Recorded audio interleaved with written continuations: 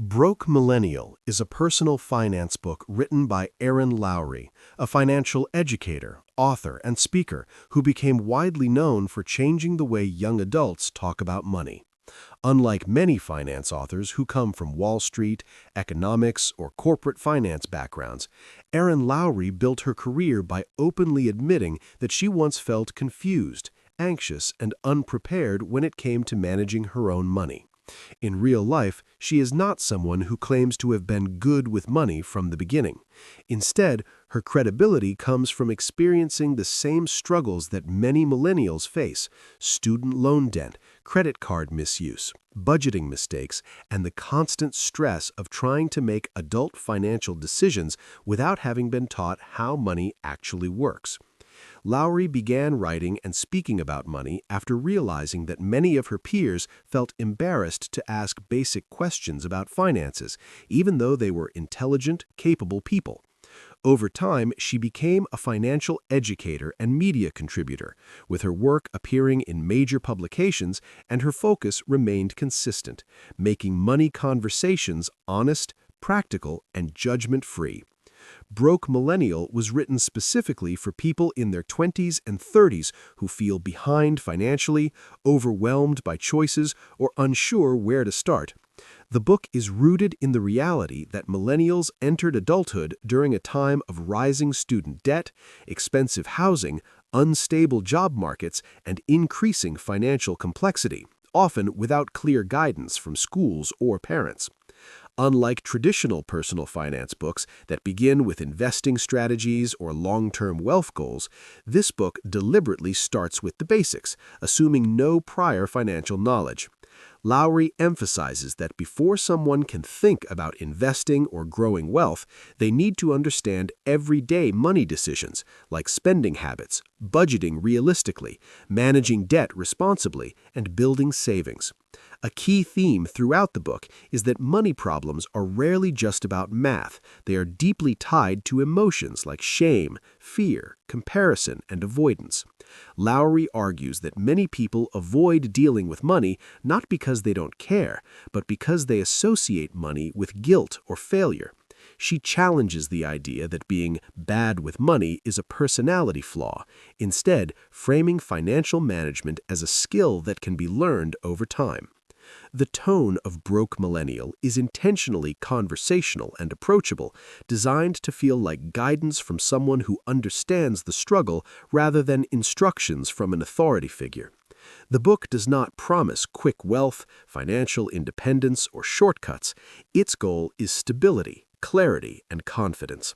Lowry positions financial progress as something built step by step, starting with awareness and honest self-assessment. By the end of the book's framing, Broke Millennial establishes itself not as a guide to getting rich, but as a practical foundation for learning how to manage money responsibly in a world where many young adults feel financially unprepared and unsupported. After establishing who the book is for, Broke Millennial begins by addressing the emotional reality most young adults have with money: shame, avoidance, and anxiety. Erin Lowry makes it clear that many people do not struggle financially because they are irresponsible or lazy, but because they were never taught how to manage money in the first place. Growing up, money is often treated as a taboo topic. Parents avoid discussing finances, schools skip practical money education, and society reinforces the idea that asking basic money questions means you are failing as an adult. As a result, many millennials enter adulthood knowing how to work, study, and perform professionally, but feeling completely unprepared to manage paychecks, debt, credit cards, or savings. Lowry explains that this lack of education often turns into money shame, where people feel embarrassed about their financial situation and avoid looking at it altogether. Bills are ignored, budgets are delayed, and bank accounts are checked as little as possible because facing the numbers feels emotionally uncomfortable. The book emphasizes that avoidance does not mean lack of intelligence. It is a coping mechanism.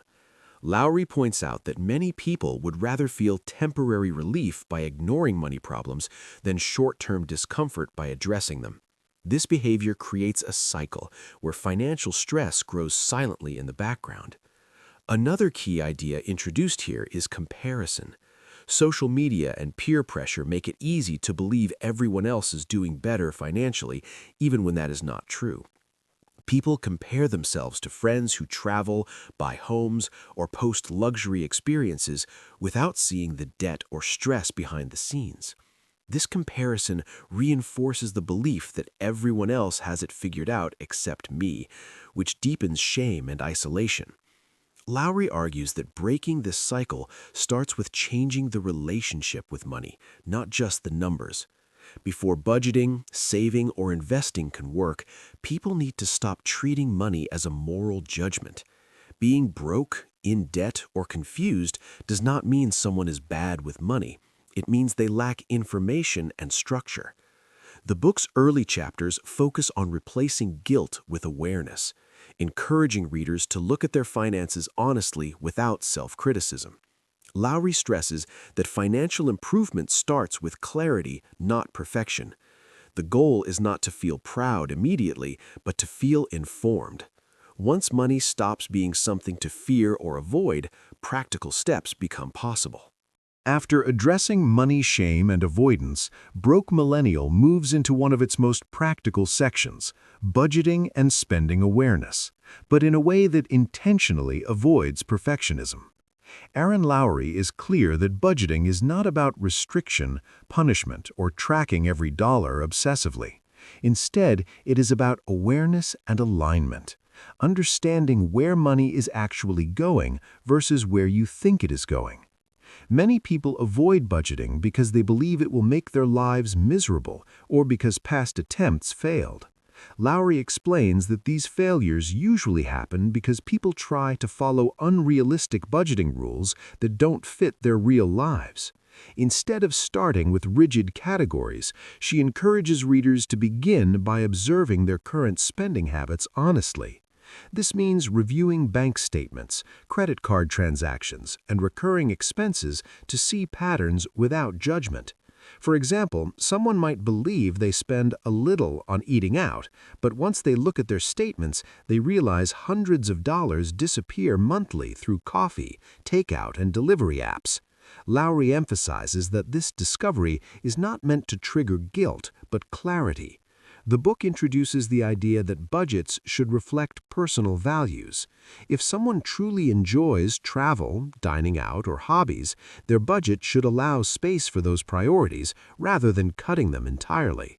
At the same time, Lowry stresses the importance of recognizing leakage, small recurring expenses that add up over time without adding much value. Subscriptions, impulse purchases, and convenience spending are common examples. Rather than demanding extreme discipline, the book encourages intentional choices. Lowry also addresses the misconception that budgeting means never spending money on fun. She argues that overly restrictive budgets often fail because they are unsustainable. When people feel deprived, they are more likely to give up entirely. A realistic budget allows flexibility while still creating structure. The goal is progress, not perfection. Another key point in this section is separating fixed expenses from variable spending. Rent, utilities, and minimum debt payments are largely fixed, while discretionary spending can be adjusted over time.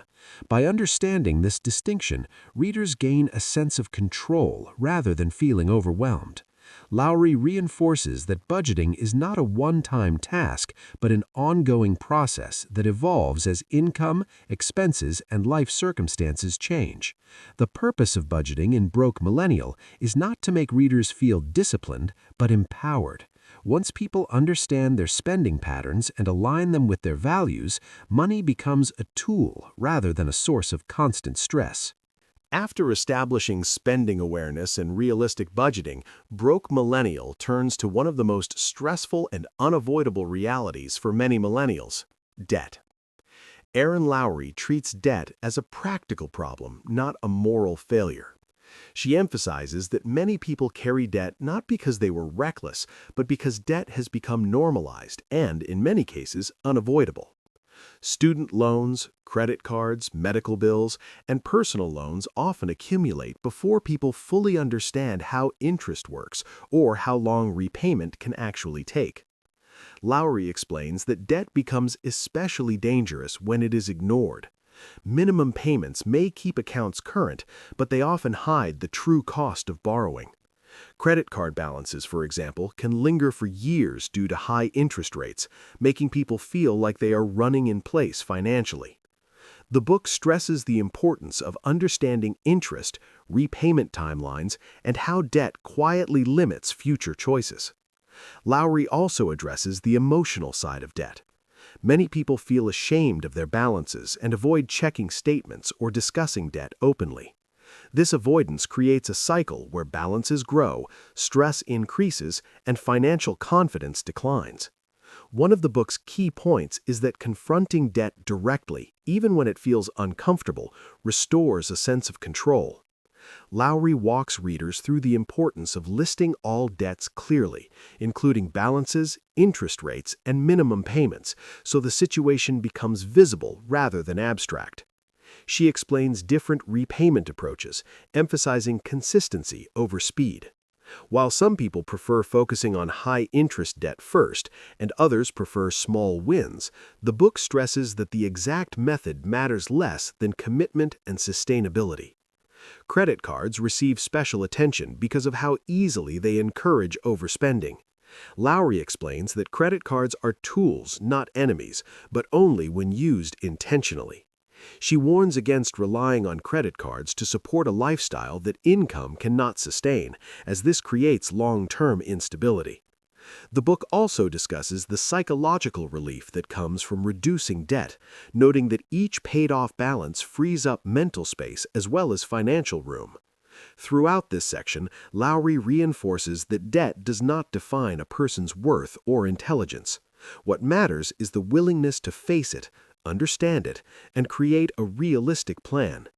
By reframing debt as a solvable problem rather than a personal failure, Broke Millennial helps readers move from panic and avoidance towards structured action and gradual progress. In the final sections of Broke Millennial, Erin Lowry shifts the focus from fixing financial problems to building stability and confidence over time. After addressing shame, budgeting, and debt, the book emphasizes the importance of saving, not as an abstract goal, but as a practical tool for reducing stress and increasing control. Lowry explains that many people view saving as something they will do later, once they earn more or once debt is gone. This mindset keeps people vulnerable to emergencies. Unexpected expenses like car repairs, medical bills, or job disruptions can quickly push someone back into debt if no savings exist. The book strongly advocates for building an emergency fund, even if it starts small. Lowry is clear that saving does not require perfection or large amounts of money up front. Consistency matters more than size. Setting aside even a small amount regularly helps create a buffer between everyday life and financial panic. Another key point in this section is redefining what financial success looks like. Lowry pushes back against the idea that everyone must hit specific milestones by a certain age, such as owning a home or investing aggressively. Instead, she frames financial progress as personal and situational.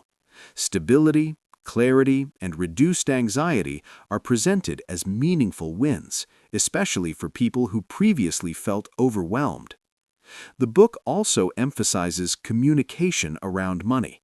Lowry highlights the importance of talking openly about finances with partners, family members, and even friends when appropriate. Many financial problems worsen because money is treated as a private source of shame rather than a shared responsibility. Learning how to discuss money calmly and honestly is positioned as a crucial life skill. Throughout the closing chapters, Lowry reinforces that financial confidence is built gradually. There is no single moment where someone suddenly feels good with money. Progress comes from repeated, informed decisions over time. The final message of Broke Millennial is grounded and realistic. You do not need to be wealthy to be financially responsible, and you do not need to be perfect to make progress. Money management is a skill, not a personality trait.